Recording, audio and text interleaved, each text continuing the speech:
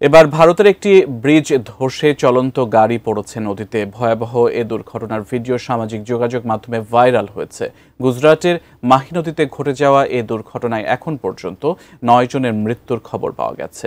Bridge ভেঙে মাঝ নদীতে পড়ে যাওয়ায় আতঙ্ক ছড়িয়ে পড়েছে পুরো এলাকা জুড়ে। কিভাবে বিশাল এ ব্রিজ হঠাৎ ভেঙে পড়ল নদীতে, বিস্তারিত জানাচ্ছেন ইস্তিয়াক হোসেন। গুজরাটের বদোদরা জেলার মুজপুর অঞ্চলে মাহি নদীর ওপর নির্মিত গম্ভীরা মুজপুর সেতুর একটি বড় অংশ হঠাৎই ধসে পড়েছে নদীতে। এই ঘটনায় এখন পর্যন্ত 9 জনের মৃত্যু হয়েছে। 9 জুলাই ব্যস্ত সময়ের মধ্যেই সেতুটি ভেঙে পড়ার ঘটনা ঘটে, যার ফলে 2টি ট্রাক, একটি পিকআপ ভ্যান ও একটি এসইউভি গাড়ি নদীতে পড়ে যায়।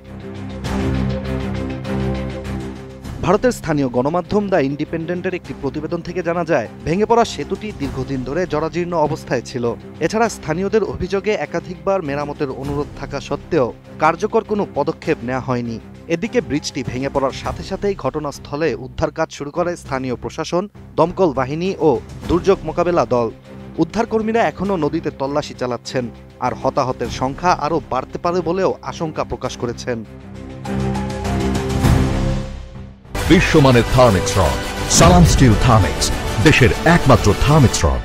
এই ঘটনার পরপর গুজরাটের স্বাস্থ্যমন্ত্রী ঋষিকেশ পাটেল জানিয়েছেন, সেতুটি পূর্বে মেরামত করা হয়েছিল, কিন্তু তা সত্ত্বেও এই দুঃখজনক ঘটনা ঘটে। এছাড়া গুজরাটের মুখ্যমন্ত্রী ইতোমধ্যেই 212 কোটি রুপি ব্যয়ে একটি নতুন সেতু নির্মাণের অনুমোদন দিয়েছেন। অন্যদিকে গুজরাটের রাজ্য সরকার এই ঘটনার তদন্তে সেতু ও কারিগরি বিশেষজ্ঞদের নির্দেশ দিয়েছে। একই সাথে যোগাযোগ বন্ধ করে দেওয়া হয়েছে আনন্দ ও সৌরাষ্ট্র থেকে বদোদরার দিকে গমনকারী যানবাহনের। এছাড়া ভারতের প্রধানমন্ত্রী নরেন্দ্র মোদীও দুর্ঘটনায় শোক প্রকাশ করেছেন এবং মৃতদের পরিবারকে 2 লাখ রুপি করে আর্থিক সহায়তার ঘোষণা দিয়েছেন। এই দুর্ঘটনাটি নিয়ে বিরোধী রাজনৈতিক দলগুলো ইতোমধ্যেই রাজ্য সরকারকে তীব্র কটাক্ষ শুরু করেছেন।